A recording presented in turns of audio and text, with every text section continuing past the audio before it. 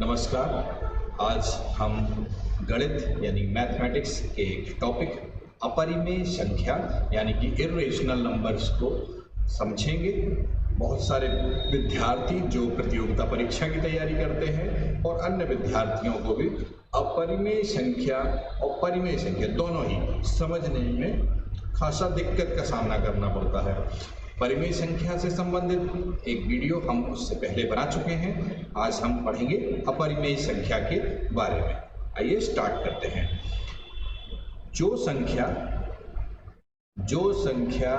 P upon Q के रूप में नहीं लिखी जा सकती उन्हें अपरिमेय संख्या कहते हैं। पुनः एक बार समझ लें, जो संख्या P अपॉन Q, P बटा Q के रूप में नहीं लिखी जा सकती उन्हें अपरिमेय संख्या कहते हैं। जहाँ P और Q धन पूर्णांक हैं, जहाँ P और Q धन पूर्णांक हो तथा Q शून्य ना हो, धन पूर्णांक को दो भागों में बांटा जाता है। एक होता है धन पूर्णांक, होते हैं ऋण पूर्णांक, यानी कि इंटीजर्स को दो भागों में बांटा जाता है। एक होता है पॉजिटिव इंटीजर्स नंबर और दूसरा होता है निगेटिव इंटीजर नंबर। तो इसमें जो P अपॉन Q है वो धन पूर्णांक होंगे। अगर आपको पूर्णांक या संख्याओं के बारे में पढ़ना है तो हमारा एक वीडियो है जिसमें हमने बहुत सारी संख्याओं के बारे में पूरा बताया गया है कि प्राकृतिक संख्या क्या होती हैं, अप्राकृतिक संख्या क्या होती है, पूर्ण संख्या क्या होती है, अपूर्ण संख्या क्या होती है, सभी संख्याओं, सम संख्या और विषम संख्या सभी के बारे में बताया गया है। चलिए हम लोग पहले इसी टॉपिक पर बात करते हैं कि जो संख्याएं P अपॉन Q, P बटा Q के रूप में नहीं लिखी जा सकती उन्हें अपरिमेय संख्या कहते हैं। जहां P और Q धन पूर्णांक हो तथा Q शून्य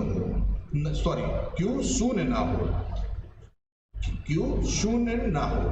जैसे उदाहरण के रूप में समझ सकते हैं √2, √5, √7 या पाई इत्यादि अपरिमेय संख्या है। एक बात और समझ लें कि अपरिमेय संख्या को ना तो सीमित दशमलव और ना आवर्त दशमलव संख्या के रूप में लिखा जा सकता है और किसी भी धन पूर्णांक संख्या का वर्गमूल अपरिमेय संख्या होगी।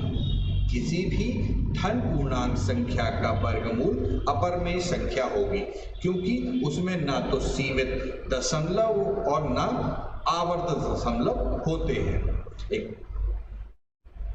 आगे हम बात करते हैं अपरिमेय संख्या का। एक जो दुविधा बहुत सारे विद्यार्थियों को रहती है वो ये है कि पाई बराबर 3.14159 एक अपरिमेय संख्या है।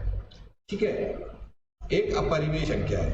यह जो ये जो मान है जो वृत्त की परिधि और व्यास का अनुपात है, वृत्त की परिधि और व्यास का अनुपात है, उसे P अपॉन Q के रूप में नहीं लिखा जा सकता।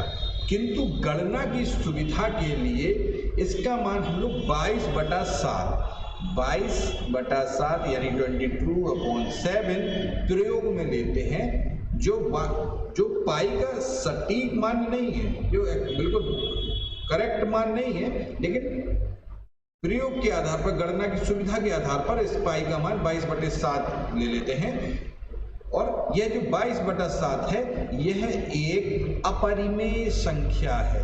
ध्यान रखिएगा, 22/7 एक अपरिमेय संख्या है, किंतु पाई एक 22/7 एक परिमेय संख्या है और पाई एक अपरिमेय संख्या है।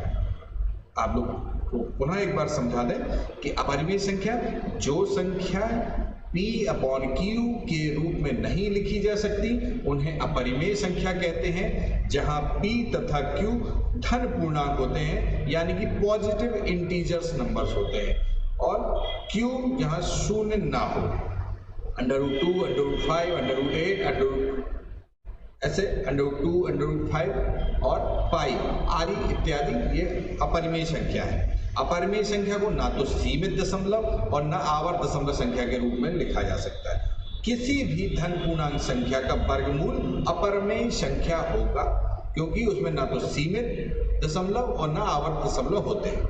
और एक बात और समझ लें, पाई बराबर 3.14159 डैश डैश डैश एक अपरिमेय संख्या है जो वृत्त की परिधि और व्यास का अनुपात है। उसे P/Q के रूप में नहीं लिखा जा सकता, किंतु गणना की सुविधा के लिए इसका मान हम 22/7 ले लेते हैं। और जो 22/7 है वो एक परिमेय संख्या है, किंतु पाई एक अपरिमेय संख्या है।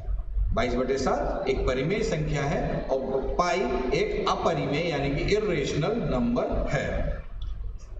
इसी के साथ यह टॉपिक समाप्त होता है।